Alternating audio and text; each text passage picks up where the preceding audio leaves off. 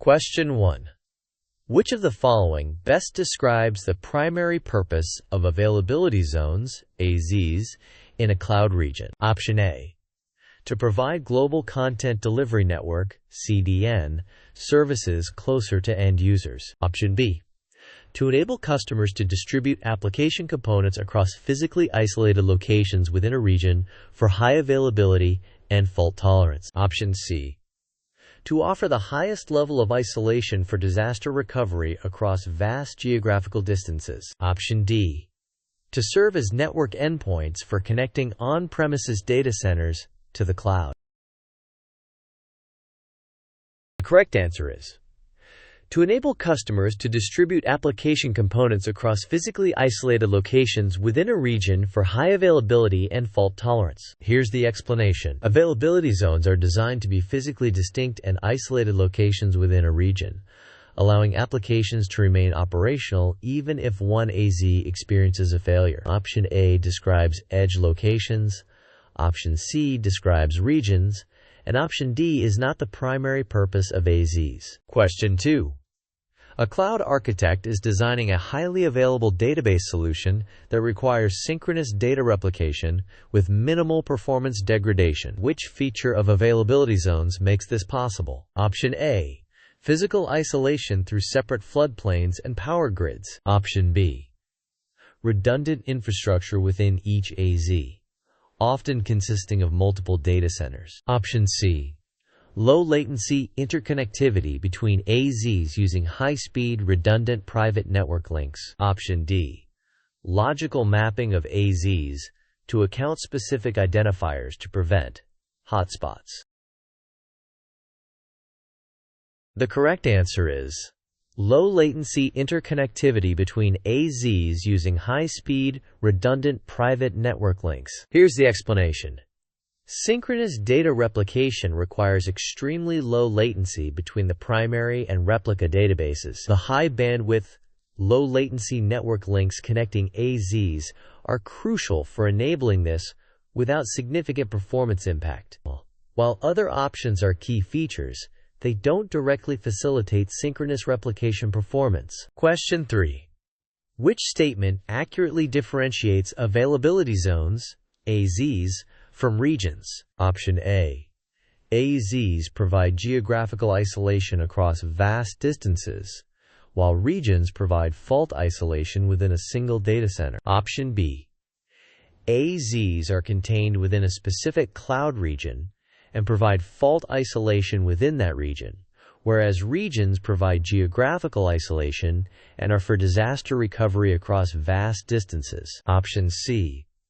AZs are used for content delivery networks, CDNs, while regions host primary compute and storage resources. Option D. AZs are logical groupings of servers, while regions are physical data centers. The correct answer is AZs are contained within a specific cloud region and provide fault isolation within that region, whereas regions provide geographical isolation and are for disaster recovery across vast distances. Here's the explanation. A critical distinction is that AZs are within times a region and provide fault isolation times within time that region. Regions, on the other hand, are larger geographical areas that provide the highest level of isolation for disaster recovery across vast distances. Option A reverses the roles, and C and D are incorrect descriptions. Question 4. Which of the following best describes an Azure data center? Option A. A logical grouping of Azure services within a geographical area. Option B. A virtualized environment for deploying applications without physical infrastructure. Option C. A secure physical facility housing networked computer servers, storage systems, and infrastructure for Azure services. Option D. A software-defined network that connects Azure regions globally. The correct answer is a secure physical facility housing networked computer servers, storage systems, and infrastructure for Azure services. Here's the explanation. Azure data centers are the physical buildings that contain the hardware and infrastructure necessary to run Azure services. Options A, B, and D describe logical constructs or aspects of the Azure platform, not the physical data center itself. Question 5. An organization is concerned about the physical security and power redundancy of the infrastructure hosting their Azure services. What measures are typically implemented at the Azure data center level to address these concerns? Option A. Virtual firewalls and DDoS protection are deployed at the application layer. Option B. Multi-layered physical security, 24/7 surveillance, redundant power feeds UPS, and diesel generators. Option C. Data encryption at rest and in transit, managed by the customer. Option D. Software-defined networking with network security groups and user-defined routes.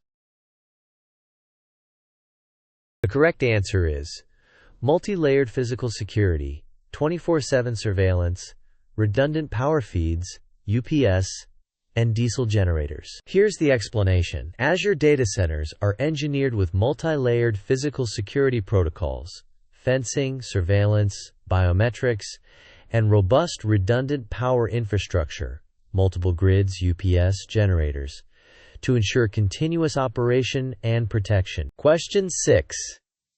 In the Azure Shared Responsibility Model, which party is primarily responsible for the physical security and environmental controls of an Azure data center? Option A. The customer, as they own the data hosted within the data center. Option B. The Azure service provider, Microsoft. Option C. A third-party security auditor. Option D. The Internet Service Provider, ISP, connecting the customer to Azure. The correct answer is the Azure Service Provider, Microsoft. Here's the explanation. Under the shared responsibility model, Microsoft is responsible for the security times the cloud, which includes the physical security, power, cooling, and networking infrastructure of the data centers. The customer is responsible for security times the cloud, such as their data, applications, and configurations. Question 7. What is the primary purpose of an Azure resource group? Option A. To provide a physical boundary for all resources within a specific Azure region. Option B. To act as a billing container for resources across multiple subscriptions. Option C. To provide a unified lifecycle for related resources, simplifying management and deployment. Option D. To enable nested organizational structures for complex enterprise environments. The correct answer is to provide a unified lifecycle for related resources, simplifying management and deployment. Here's the explanation. The study material states, the primary purpose of a resource group is to provide a unified lifecycle for these resources. This means that resources intended to be managed together, deployed, updated, and decommissioned as a single unit are placed within the same resource group. Question 8. Which statement accurately describes the location attribute of an Azure resource group and its contained resources? Option A. All resources within a resource group must reside in the same Azure region as the resource group itself. Option B. A resource group's location defines where its metadata is stored, but its contained resources can reside in different Azure regions. Option C. Resource groups do not have a location attribute. Only individual resources do. Option D. The location of a resource group determines the billing region for all its resources. The correct answer is a resource group's location defines where its metadata is stored, but its contained resources can reside in different Azure regions. Here's the explanation. The content explicitly states, a resource group itself has a location, region, where its metadata is stored. However, the resources times that resource group can reside in different regions. This is a critical distinction. Question 9. What is a direct consequence of deleting an Azure resource group? Option A. only the metadata of the resource group is deleted. The contained resources remain unaffected. Option B. The resource group is moved to a soft delete state, allowing recovery within 30 days while resources are preserved. Option C. All resources contained within that resource group are also deleted. Option D.